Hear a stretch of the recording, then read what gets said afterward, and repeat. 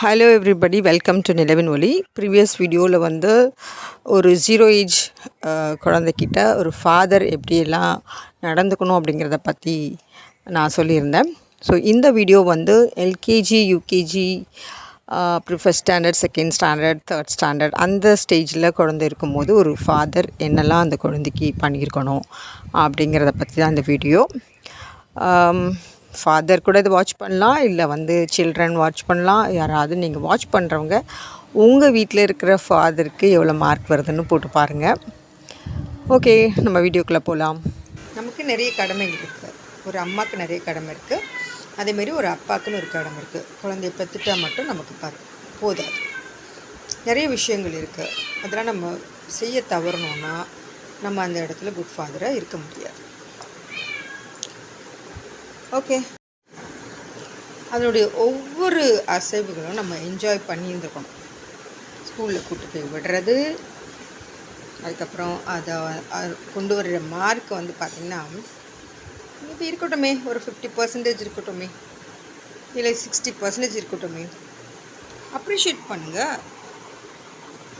Okay, அதை appreciate பண்ணிவிட்டு இன்னும் கொஞ்சம் அதிகமாக எடுக்கணும் அப்படின்னு சொல்லுங்கள். என்ன இவ்வளோ தான் எடுத்திருக்க, ரொம்ப கம்மியாக இருக்குது, ஏன்னா இது நல்லவே இல்லை, இது ஒன்றுமே சரியாக செய்யலை, என்ன பேசிகிட்டே இருக்க, அந்த மாதிரி ஒரு நெகட்டிவான வார்த்தைகளை நீங்கள் சொல்லியிருக்கீங்களா? கம்மியாகவே மார்க் எடுக்கட்டுமே, நீங்கள் அந்த மார்க்கை முதல்ல அப்ரிஷியேட் பண்ணிங்களா? அந்த 50% எடுக்கிறாங்கன்னா அந்த 50% எழுதியிருக்காங்களா, அதை அப்ரிஷியேட் பண்ணிங்களா? இன்னும் 50% போயிடுச்சு, அதை பற்றி ஒரி பண்ணிங்களா? அப்ரிஷியேஷன் பண்ணலையா? Cross, 0 mark. சரியா? எவ்ரிதிங் வில் ரிட்டர்ன், எல்லாமே நமக்கு திரும்பி வரும். இந்த உலகமே அப்படி தான். உலகம் வந்து உருண்டையானது, அது நமக்கு திரும்ப திரும்ப நம்ம செய்ததை நமக்கு தரும். புரியல? அந்த குழந்தை வளர்ந்துட்டே இருக்கும்ல, அதுக்கப்புறமா அது நமக்கு ரிட்டர்னாக எப்படி நம்மகிட்ட நடந்துக்கோன்றது பொறுத்திருக்கு. ஓகே, நம்ம பொறுத்திருந்து பார்ப்போம் இந்த மாதிரி ஃபாதருக்கு. அதுக்கப்புறம் ஸ்கூலுக்கு நல்லா போயிட்டுருக்கு. ஸோ எவ்ரி டைம் ஸ்கூலில் ஏதோ ஒரு சின்ன ஆக்டிவிட்டீஸில் இன்வால்வ் ஆகலாம். ஓகே, ஒரு டான்ஸ் பர்ஃபார்மன்ஸோ இல்லை உங்களோட எஃபர்ட் என்ன? அதில் பெரிய ஆளாக இருக்கணும்னு அவசியம் இல்லை. ஜஸ்ட் ஒரு எலக்ட்ரிஷியன், ஒரு ப்ளம்பிங் ஒர்க் பண்ணுறவங்க கூட அந்த குழந்தைக்கு ஒரு ப்ராஜெக்ட்னா அவங்களுக்கு தெரிஞ்சதை ஏதாவது அதில் யூஸ் பண்ணி ஏதாவது பொருள், அவங்களால முடிஞ்ச பொருள் வாங்கி ஏதாவது பண்ணி கொடுத்துருக்காங்க. இல்லை ஸ்கூலுக்கு எதாவது விட்டு போட்டால் பதறி போய் தண்ணி கொண்டு போலியே, லஞ்ச் கொண்டு போலியேன்ட்டு நம்ம பதறி போய் ஆஸ் எ ஃபாதர் கொண்டு போய் நீங்கள் கொடுத்துருக்கீங்களா? அந்த ப்ராஜெக்டில் நீங்கள் இன்வால்வ் ஆகிருக்கீங்களா? அந்த குழந்தை அந்த ப்ராஜெக்டில் வின் பண்ணல அப்படின்னாலும் அந்த ப்ராஜெக்டை செய்ததுக்கு அதில் இன்வால்மெண்ட் காமிச்சதுக்கு நீங்கள் அப்ரிஷியேட் பண்ணியிருக்கீங்களா? இல்லை ஏதாவது ஒரு சப்ஜெக்ட் சொல்லி கொடுத்துருக்கீங்களா? எனக்கு இது பிடிக்கும், இதுக்கு இந்த சப்ஜெக்ட் எனக்கு புரியும், வாமா நான் சொல்லித்தரேன், ஆனால் சொல்லித்தரேன்ற பேரில் போட்டு அடிச்சிருக்கீங்களா? Then cross, 0 mark. You are not a good father. அதை நீங்கள் சொல்லி கொடுக்கணும். சொல்லி கொடுக்குறேன், வா வா வான்னு பிடிச்சி எரிச்சல் பண்ண போட்டேன்.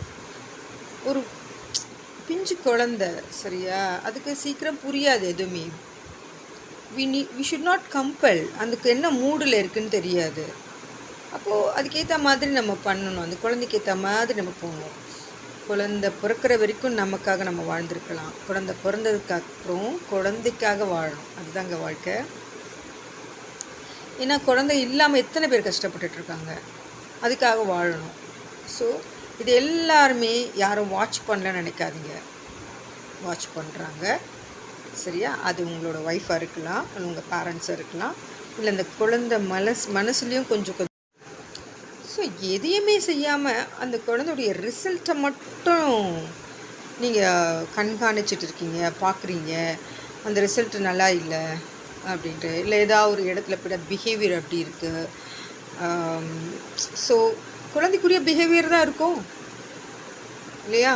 ஏதோ ஒன்று ஆசைப்படும், கிடைக்கலன்னா அடம் பிடிக்கும், திடீர்னு ஓடும், திடீர்னு ஓடி வரும், எங்கெங்கேயோ போகும். ஸோ அதனுடைய ஏஜை அதை நம்ம அலோவ் பண்ணணும், அதை என்ஜாய் பண்ணிட்டோம் விடணும். சரி, அதெல்லாம் நம்ம ரெஸ்ட்ரிக்ட் பண்ண முடியாது.